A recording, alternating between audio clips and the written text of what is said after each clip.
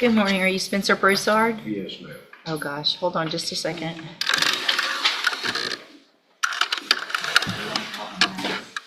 I know what that is. It just shouldn't do it right now. Client waive the formal reading of the indictment. William.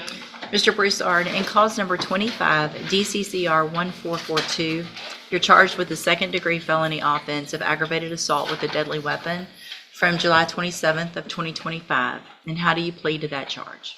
Guilty. Are you pleading guilty freely and voluntarily? Yes, ma'am.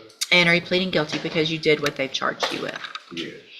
I have here on the tablet some documents that have your signature on them that the state's marked as exhibit number 1. Before you signed these, did you go over them with Ms. Holmes? Yes, ma'am. Do you fully understand them? Yes, ma'am. And do you understand, if I follow the agreement that you've made with the district attorney, that you'll be waiving or giving up any right to appeal? Yes, ma'am. And it looks like the agreement that you've reached is for a 5-year deferred probation. There would be a $500 fine. You would be required to follow all of the rules and conditions of probation. Is that your understanding? Yes, ma'am. Do you also understand, if you're not a U.S. citizen, that a plea of guilty or no contest may result in your deportation, exclusion from admission to the country, or denial of naturalization under federal law? Yes. State tenders number 1. No objection. We've got, it's admitted. I know, back up. Sorry. Is there any evidence that Mr. Brousard is not competent? No, Your Honor. You need one? I'm right. Thank you.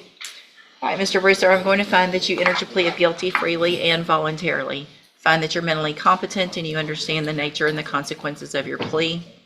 Find sufficient evidence to find you guilty. However, I'm going to reset your case so that the probation department can do a pre-sentence report. That'll give me more information about you and your case, and then we'll come back later for sentencing. Mr. Nichols, what is the state's position with regard to bond reduction based on the nature of that plea agreement? Your Honor, he has a prior successfully completed probation for deadly conduct. The situation involves an in-home argument with his adult sister where he shoved her and brandished a machete. My concern would be if he was released, where would he be awaiting sentencing? Mr. Brousard, when you are released, whether it's on a bond or when you get this probation, where will you be living? 4948 Lawndale. And who lives there? My mother. Who else?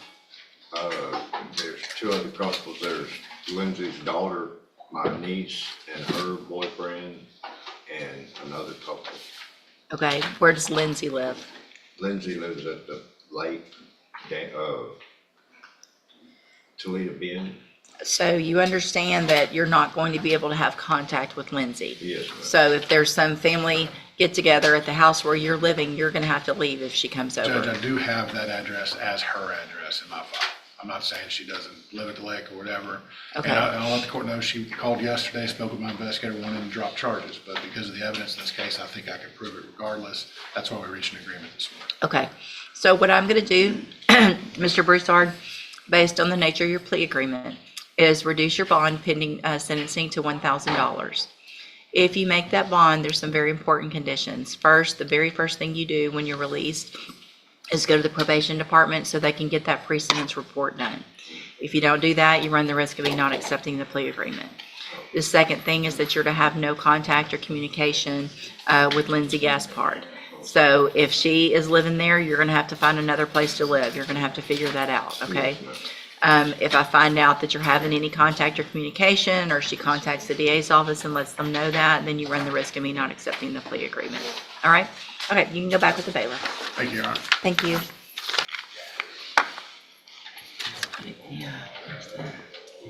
It opened the wrong one in the background, that's why. Hold on a minute. Good morning. Are you Isaiah Brown? Will your client waive the formal reading of the indictment? It will. Mr. Hoffpower, this is yours on Isaiah Brown.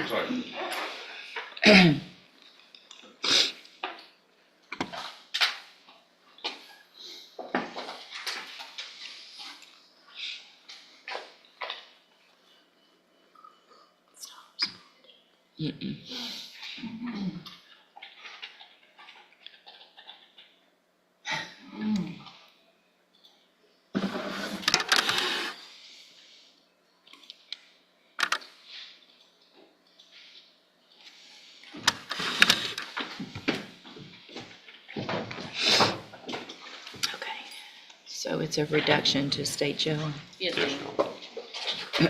ma'am.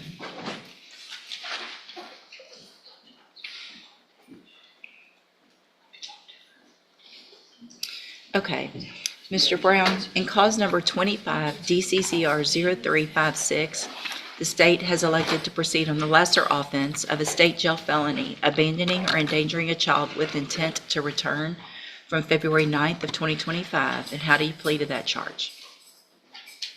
Speak up. Are you pleading guilty freely and voluntarily? And are you pleading guilty because you did what they charged you with? I have here on the tablet some documents that have your signature on them that the state has marked as exhibit number 1. Before you signed these, did you go over them with Ms. Holmes? Do you fully understand them? Answer out loud. Yes, ma'am. And do you understand, if I follow the agreement that you've made with the district attorney, that you will be waiving or giving up any right to appeal? Yes, ma'am. And it looks like the agreement that you've reached is for a 3-year deferred probation. There would be a $300 fine, and you would be required to follow all of the rules and conditions of probation. Is that your understanding? Do you also understand, if you're not a U.S. citizen, that a plea of guilty or no contest may result in your deportation, exclusion from admission to the country, or denial of naturalization under federal law? State tenders number 1. No objection. It's admitted. Is there any evidence that Mr. Brown is not competent? No, Your Honor. All right, sir, I'm going to find that you entered your plea of guilty freely and voluntarily. Find that you're mentally competent and you understand the nature and the consequences of your plea. Find sufficient evidence to find you guilty. However, I'm going to reset your case so that we can get a pre-sentence report done by probation. Then we'll come back at a later date for sentencing. Mr. Hoffpower, what is the state's position with regard to a bond based on the nature of this plea? We have no position. Your What Honor. is the Just a- what's the relationship to Kinsley Segura? That's Mr. Charles, the child. this is That's daughter. my little brother. It's your daughter? No, he's not with the mother. Your Honor. I'm sorry? They have custody. I'm not sure if he, what kind of. Do you custody. have any kind of, No, she blocked me when she had my baby, so I'm not on the birth certificate, I'm not on none of it. so until anything happens legally with that, you cannot have any contact with your child, you understand? Yes, Okay, so what I'm going to do, based on the nature of this plea agreement, between now and sentencing, is reduce your bond in your case to $1,000. If you make that bond, it's very important that the first thing you do is go to the probation department so they can start that pre-sentence report, okay? Also, a condition of that bond is that you have no contact with Kinsley Segura, okay? yes, ma'am. And then we'll see you back at sentencing. All right, you can go back with the bailiff.